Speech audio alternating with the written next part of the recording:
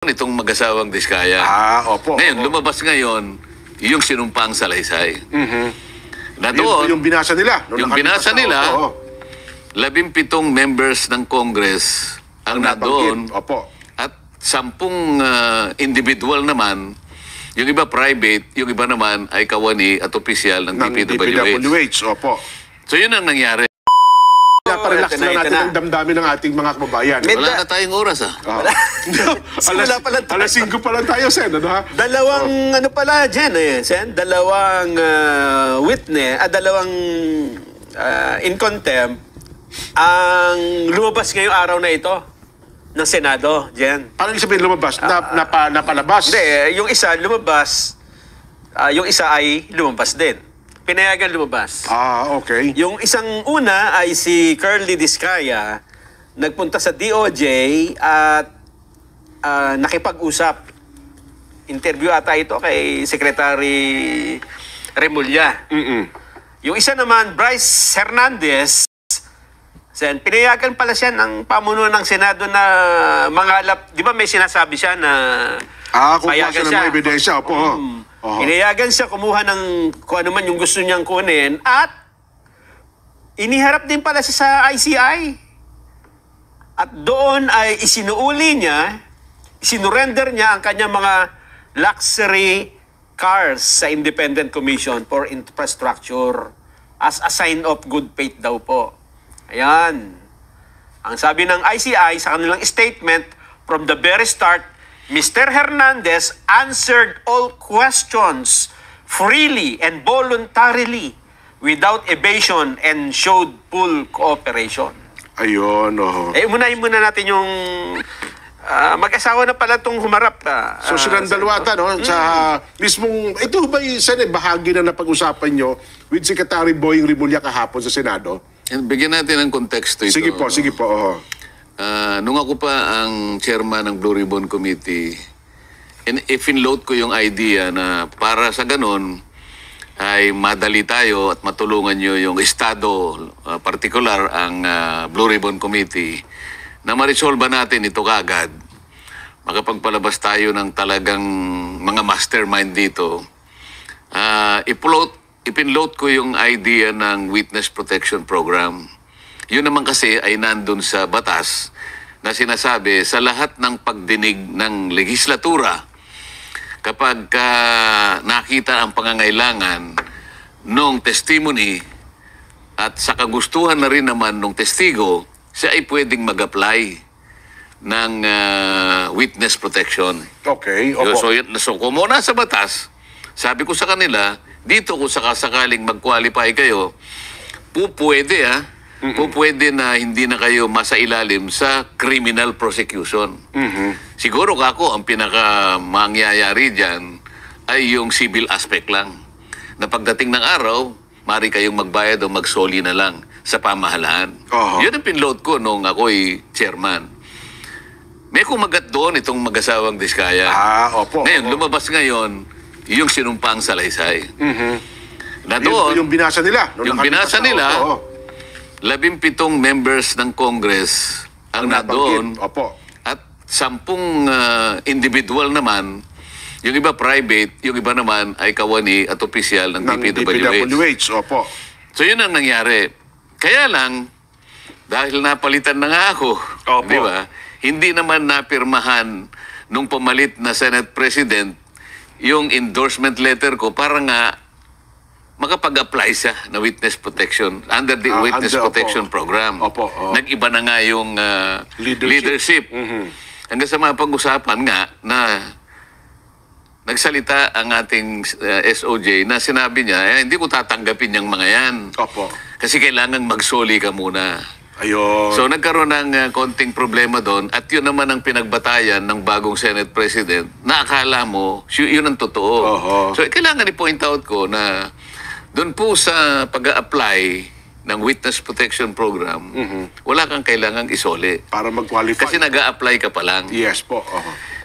Kung sakasakali, matapos ang kaso, halimbawa, na pinasimulan ng isang witness, state witness, halimbawa, ito'y tumuloy-tuloy at talagang nagamit yung kanyang testimony, merong naparusahan, nakita natin yung mga malalaking isda, at pagkatapos sinabi naman ng gobyerno, ikaw, hindi ka naman makakaalpas naman sa pananagutan, meron ka rin namang civil liability. Nakwenta namin na meron kang pananagutan kasi yung imanggang project mo, kulang-kulang, dinetermine namin, kinuwenta namin, ito yung isosoli mo sa gobyerno. Doon pa lang siya magsosoli. Aha. Kasi, Pala proseso. kasi nagamit na natin siya eh. Opo. Hindi ka makapag-identify ng malalaking isda kung wala yung testimony niya. Ayun. Walang gusto eh. So, hindi pala Ang katapat nun, yung hindi mo lang siya demandang kriminal. Hindi na sa kasama doon sa pagkakakulong. Pero yung pagsusoli, andun pa rin. Nandun pa rin yun. Yun. Kaya nga sinabi ko, later on, pag nag-establish na meron kang pagkukulang talaga nung masuri, Opo. maaring wala kang ghost project, ngunit yung 10 naman na ginawa mo, dispalinghado, babayaran mo ang gobyerno. Yun pala ang proseso. Yun pala ang Ang kaso, sinabi kasi ni Secretary Remulla, Boying, doon pa lang sa aplikasyon, magsoli ka na. Magsoli na, Wala pa nga, hindi pa nga nagsimula ang kaso na isosoli niya. Na sinusugan naman. Sino magdidetermine kung magkano isosoli? Na sinusugan naman po ng Senate President. Hindi niya sinusugan. Parang ginamit niya. Ginamit niyang dahilan. Dahilan, yes. O mabuti na lang, nung muling magkausap, nandun naman siya, nagdispensa naman siya. Sige, ganito na lang gawin natin. Total, nandito na ako. Pwede ko ba silang makakausap na ngayon? Sila na yung nagkaintindihan na, sige bukas, kayo mag-asawa, pumunta na sa Department of Justice para makaano kayo sa proseso. Ito na nga po yung kanina. Ito nga yung nangyari. Ayun, okay. So, sa mga kapatid, gusto ko lang sabihin na sa proseso pa lang ako, kung sakali sila yung makapasa at maging state witness, magamit, Opo. o baka sakaling ma-resolve natin ang maraming problema Oho. na nakaukol dito sa flood control anomalies na ito. Di ba? So, maaari magtuloy-tuloy po yung kanila. Kasi doon sa huling pagdinig... Kung sila ipapasa Opo. at magagamit. Kasi yung application, isa pa lang yun. O di nakapag-apply, di pumasa. Opo. Pagka pumasa ka, ang ibig sabihin nun, state witness ka na. Okay. Ngayon, state witness ka na, di may korte ngayon, gagamitin ka bilang state witness. Opo. Ngayon, kapag ka nakita na yung pagtitestify mo, hindi naman nakatutulong, pwede ka namang i-discharge eh. Ayun. May ganun pala. Walang okay. mawawala sa gobyerno. Tatanggalin Pwedeng bawiin ka. pala. Tatanggalin ka pala. Oo. Oho. So, maganda nang nangyari. Total, pumunta si Secretary Secretary Boying. Opo. Nakilala naman nila kung sino naman ang nagsasabi ng totoo. Tama naman ako from the beginning. Opo. Sa harap ni Senator Lacson at saka ni Senate President na pag-usapan, hanggang sa sila yung magkaharap talaga. Opo. Yung Diskaya at saka yung Secretary. Nandun naman ako, nandun din yung abogado ng Diskaya. Yan ang nangyari dyan. Ayun. So, mali So yung... maliwanag na kasi yung mga iba sinasabi, si Senator Marcoleta, ayaw man lang pagbayarin. Hindi po. Hindi po.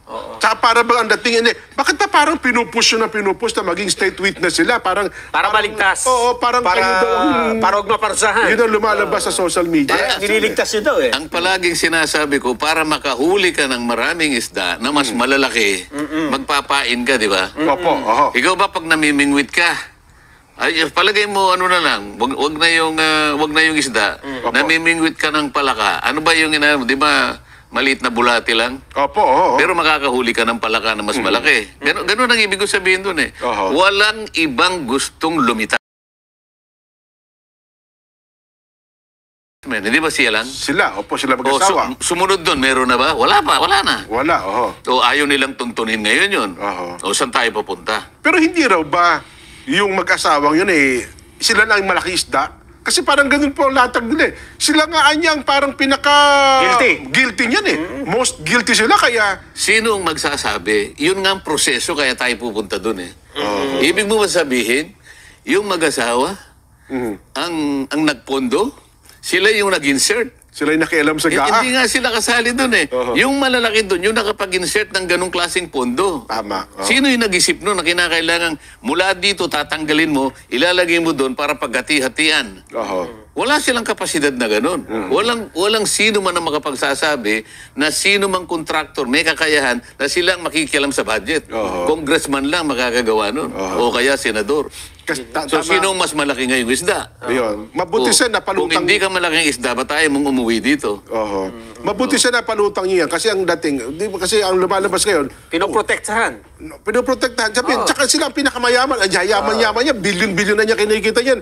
Para sabihin... Yung gumagawa lang niya, yung gustong imali, yung gustong iligaw niya, yung mga nakararami. Ang mga kababayan natin, matatalino yan, nasusundan nila. Pero yung mga iba, talagang pinagsisikapan nila na iligaw. Para sa ganun, pasamain. Halimbawa, ang kagustuhan kung makahuli tayo ng malalaking isda, yung makasangga nung ayaw ng mga malalaking isda, pamamaliin yun eh. So gagawa sila ng ibang paraan, ibang kwento para ipihit yun. Yun, opo. At At para hindi na sila mahuli. tapusin na doon. Hanggang doon na lang. Nakita mo nung tinutuntong ko na, yung DPWH, biglang may nag-resign. Hindi mo alam kung sino nag-resign? Secretary, ano mismo, di ba? Yun yung DPWH. Hindi pa Yung yun. Yusek. Nag-resign na yung bago. Merong Yusek na nag-resign. Dahil yun ang tinutungo, yun ang tinutumbok ng aking Yusek Cabral. pagtatanong. O yun. Ayun bang... Sinabi ko, yung sistema ang mali. Opo. Kailangan ayusin ang sistema dahil pinagsamantalahan ng maraming tao yung sistema na yan. Pag hindi mo itinama yan at hindi mo nakuha yung mga susi, yung malalaking isda, magpapatuloy yan. Kahit na 1 milyon na sapsap at butete ang ipakulong mo, walang mangyayari. Pagtatawanan ka pa rin ng mga tao papunta sa mga bangko. Di ba? Sa unang pagdinig, Sen, parang ang statement nung Yusek Cabral, parang siya ang pinakawalang kamuwang-muwang. Wala pa ako sinasabi na kung siya may kasalanan o wala. Ang sinasabi ko, papunta ako doon. Yun, Ang problema, nakikita nyo sa pagtatanong ko at sa kanyang pagsagot, nakikita niya yun eh. Paiwas, puro paiwas. Hanggang sa napili niya na lang na mag-resign na lang siya. Bakit ka magre-resign? Tinatanong pa lang kita. Yun. Una, tingnan, napansin nyo ba? Bakit niya tinext si Senator Soto? Yung staff daw po ni Senator Soto. Tinext niya. Yung tinext niya, bandang Hunyo yun eh. Kapo-proclaim lang namin na 12 senador. Opo. Tinext niya na, sinabi niya, Sir, how are you? Meron ka bang mga priority projects? Bibigyan kita ng 500 Million. for now. Opo. At kung mabigay niyo sa akin ng priority, para maiwasan po natin yung mga ganito, ganyan, Yung duplication, opo. I will send you the menu. Ikaw ang undersecretary. Anong kapangyarihan mo para, ba't ka nagpresenta? Una yun, ba't ka nagpresenta? Siya nag-offer eh. Sapagkat alam niya siguro na si Senator Soto is a contender for Senate President. Kasi Ayun. kapoproclaim lang namin eh. O paano kung tanungin ko siya? Ito yung iniiwasan niya. Ito ba ang una mong text kay Senator Soto? Okay. Alalahanin mo, si Senator Soto matagal ding nag-serve Opo. sa Senado. At Isa sa pinakamatagal, tama at siya po. naman ay... Inamin din po niya. Inamin niya. Opo. Ngayon, itatanong ko lang naman, wala naman akong ibig sabihin dito. Ito siguro yung ayaw niya sagutin ngayon. Ilan pang senador ang tinext mo? Maliban kay Senador Soto. Kasi maaaring makikita ko yan eh. Isasampi na ko lahat yung mga papeles mo dyan eh. Tapos sasabihin ko sa kanya, tatanong ko, bakit naman ako hindi mo tinext? Na-proclaim din naman ako eh. May paborito ka ba? Hindi nga alam namin. Tama ba yung sinasabi ng na napapatunayan kung isa-isa na may paborito kang contractors? Meron ka pang paboritong contractors na congressmen?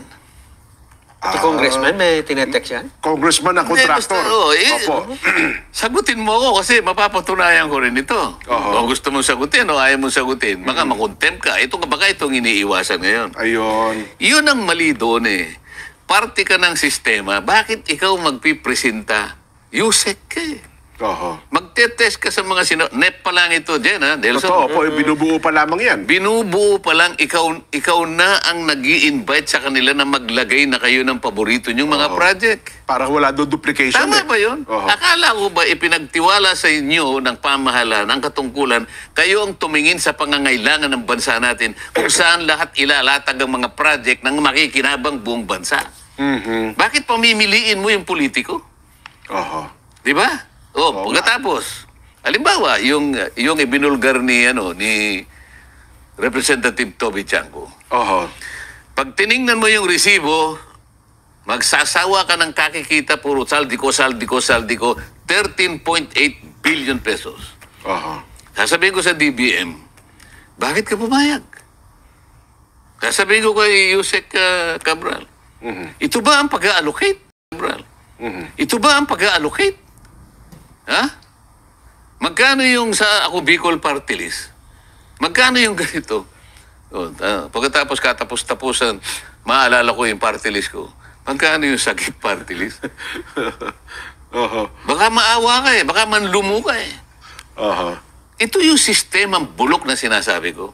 Ayun. Pagkatapos magko-concentrate ka doon sa dalawang sinungaling, saan tayo pupunta? Anong gusto mo, butete? Pupunta ka ba sa Scarborough Shoal, Jen? Oho. Para manghuli ka lang na sapsap? Hindi. Hindi ako magpapagod na. Pupunta ako sa ISIS, pagkatapos ang uhulihin ko lang pala ay butete. O kaya dilis. Dito lang sa Sapa, meron na. Sinayang ko naman nakatakot-takot na gasolina, pati yung panganib na susuungin ko na baka harangin ako ng mga, alam na kung sino yung haharang sa papunta ka sa Scarborough Shoal. Puro dilis lang pala yung pinupuntirya mo. Oho. Ito yung sinasabi ko Mulat pula pa, nung ako ang mag-chairman, nilay down ko na yung direction. Opo. Ang gusto kong tuntunin, sino lahat ang may kasalanan dyan. Oho. Kaya after third investigation, 17 na. Hindi ko sinasabing may kasalanan yon. Opo. Pero kinakailangan ipagtanggol ang sarili na. May paliwanag Pinangalanan na. kayo Opo. O ngayon, in direction ba para tunguhin yon? Oho. O bumaligtad? Ang mag-ano dyan, ang magpapaliwanag ay yung direction ngayon. Oho. At kayo makakahalata kung saan direction ang tutunguhin yan. Oho. Ako, ang gusto ko sana ay yung direction na makikita natin kung sino talagang may kagagawan nito para meron tayong tsansa na mapatigil ito. Ayun. Yun ang aking pangarap. Yun ang aking gustong mangyari. Naalala ko, saan, anong expected ba yung, di ba yung ipinakitang slide doon sa privilege speech ba ni Senator Ping Lacson, yun na ipinakita pa niya yung text nung Yusek Cabral na nung tumindig kayo, ay napansin nyo at yun ang binigyan nyo ng highlight doon sa pagtatanong ninyo. Kasi hindi masyadong binigyan ng Oo nga pansin po, parang ang bilis lang parang baliwala lang Oo. Oho, na para ba ito niya, may nag-text nga, tapos Pero yung implikasyon nun, hindi diniscuss. kaya ho, nabigyan ng highlight. Kaya ako, kahapon ba yun nung nag-hearing kami? Nung isang araw, Wednesday po ata yun. ang una kong hinanap, Opo. nasaan si Yusek Cabral? Yung kahapon, yes po. Kasi Opo, invited opo. siya Oho, oho. Sabi ni Chairman Secretary. Lacson, she was invited but she is not here. Ayun. So, Nag-resign na pala. so pasabi na. Kasi ang paliwanag ni, nagpaliwanag si Secretary Beans. Your Honor, sabi niya, I accepted her resignation 2 days ago. 2 nights ago. Sabi ko, wala ka akong consequence. Kailangan nandito siya because she must face, sabi ko, a lot of questions. Kailangan masagot niya to. So sabi ni Senator Lacson, okay, Opo. Sabina, nasaan ka ako si Senator si Secretary Boying. Opo. Sabina, Secretary Boying. Kaya lang, dumating na si Secretary Ayun. Boying anong bandang Medyo late na ng kono. Opo. May paliwanag na natin ang nangyari. Ayun. Oho. So, doon sa mag-asawang Diskaya, i-assess pa ngayon yan kung siya po'y makapapasa sa pagiging... Merong requirements yun Oo. Unang-una, kung natatandaan ko lahat ang requirements, Oho. yung felony kanya, ibig sabihin, yung krimen na kung saan ang kanyang testimony ay kakailanganin is a grave offense. Opo. Grave ba? O plunder, grave talaga yun Opo. Walang bail. No, very recommended yun. Oo, Opo. okay. Life sentence yun, Yung bang testimony niya kanya, yung kanyang prospective testimony can be corroborated. Basahin yung sworn statement. Opo.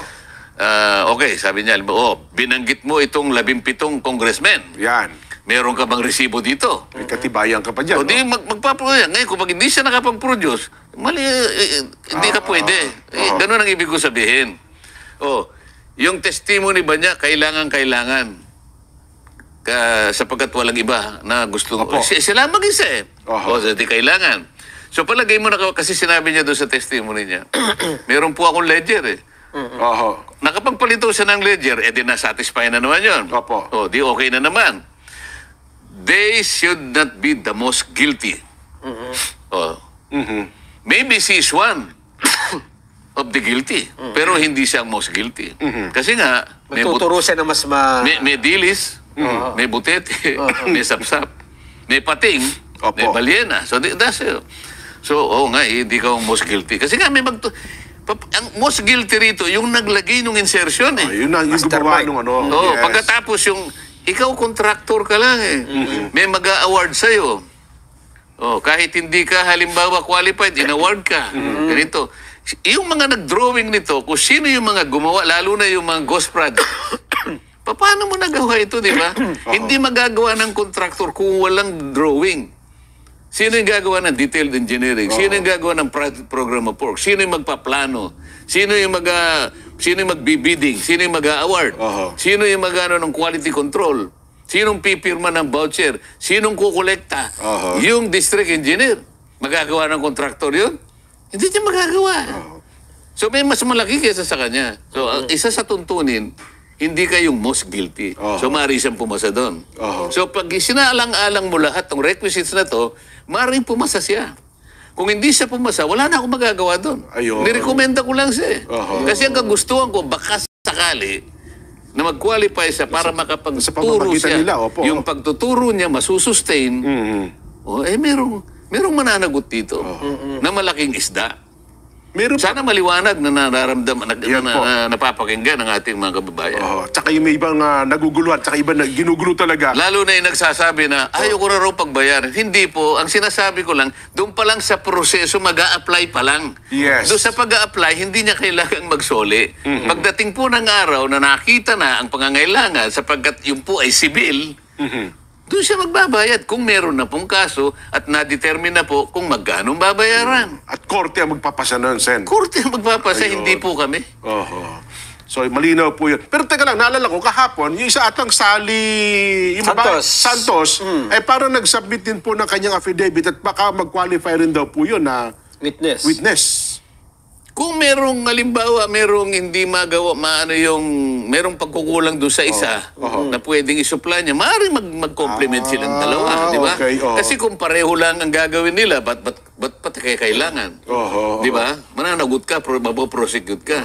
So, Kaya sabi ko nun, magunahan kayo kasi kapag merong nauna, nakapareho mo din, ba't pa kita kukuhanin? So, yun pala yung binabanggit nyo, wala, itong statement na ito, sapat na. At may nag-supply pa ng bago, hindi ka na pwede, meron sapat. Kung halimbawa, ibang tao naman ang sinasabi niya, okay lang. Kasi kanya-kanyang testimony, di ba? Opo. May binanggit siyang ibang tao, hindi naman yun ang binanggit nung isa, pwede rin naman siya. Yan ang ibig ko sabihin. Asan para lang po sa kabatiran ng marami, kasi kahapon na pagtalunan ito ni Nelson, yung punto po ng pagiging state witness at saka ng legislative immunity, bakit daw kailangan pa siyang maging state witness samantalang pwede naman pala siyang magsalita at gamitin yung kanyang tinatawag na legislative immunity na yun pala yung kapangyarihan ay pinagkakaloob talaga sa Senado. Ang nagsabi nun, yung aming Senate President. Yes po. Ayoko naman kasing tutulan yon openly. Kasi nung binabanggit namin yon, ang pinag-uusapan yung kalagayan ng Diskaya. Tama po. Baka mamaya sabihin na naman, pinagtatanggol ko naman ng Diskaya. Yes. Mabuti tinanong mo, sa akin kasing palagay, yung legislative immunity, may ibang katawagan dyan. Kung tawagin sa ibang pananalita, parliamentary immunity. Parliamentary immunity, opo. Ang protection na yan, para sa amin. Sa mga senador? O kung halimbawa, congressman ka, Sa mga mambabatas? Yes. So, mapa-senado, mapa-congressman, sa amin yung immunity. Ibig sabihin, yung legislative immunity, sa amin yun, hindi sa testigo. Hindi sa mga invited. Kaya hindi ko na muna sinabi sa kanya kasi baka sa pagtutol ko na yon. Ito na naman yung mga baser na naman. Maparatakan na naman kayo. Yung mga kaibigan ni Nelson. Ayan, banatan nyo si Marcoleta, pinagtatanggol na naman ang Diskaya. Ayun pala. Kaya ko lang ngayon pinapaliwanag. Ito yung for academic discussion. Para maintindihan ng mga kababayan natin. Sa ibang bansa kasi, merong tinatawag na testimonial immunity. Okay. Ngunit sa ating practice dito ngayon, wala pa akong alam.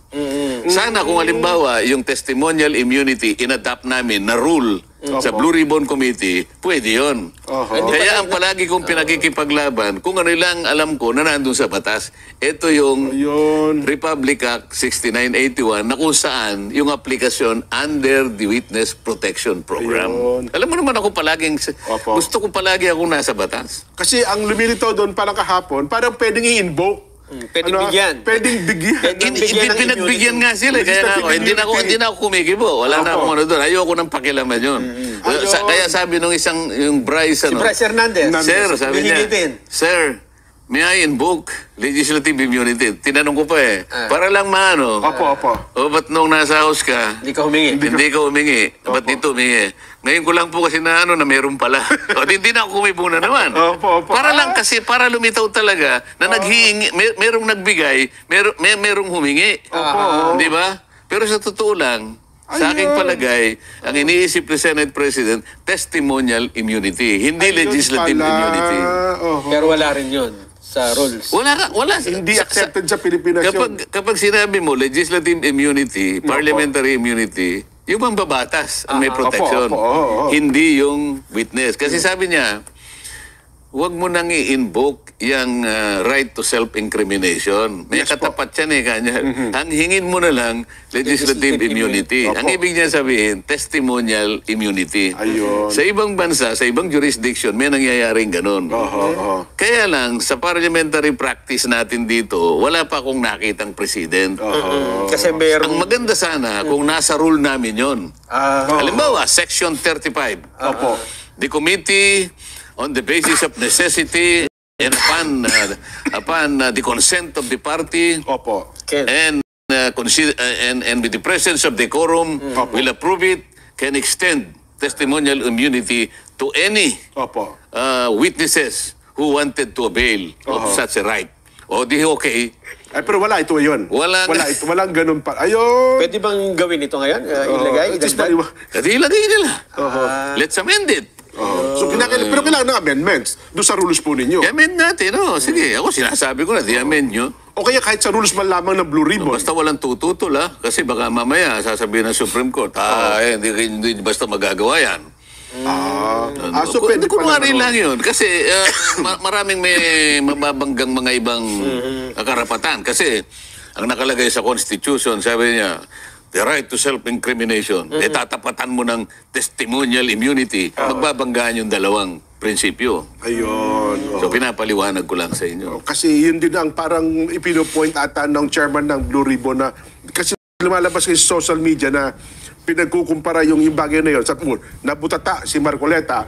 Yung kabila, parang ganun pong... So ngayon, at least na ipaliwanag nyo. Bahala na sila. Ayoko kasing sumausaw doon kasi Opo. nakatuon sa diskaya. Baka man, siyempre ako, nangingimi akong gawin yun. Ito lamang na si Marcoleta, ayaw niyang pagbayarin. Opo. Madadagdag na naman ang aking ipaliliwanag sa mga buzzer na yan. Yun po ang play sa social media ngayon, Sen, ha? Pinabanggit namin sa Pero inyo alam na- ng mga abogado yun. Oo. Yung legislative immunity, pang ano lang siya. Oo. Oho. Lalo na kung member ka ng Congress, alam mo yun. Oho. Yun pala. Anyway, sige po. At least sana ay naging Wala malinaw na yan. tayong box populi. Patapos na po tayo. Break mo na. Sa marapang ating talakayasin. Naubo na ako eh.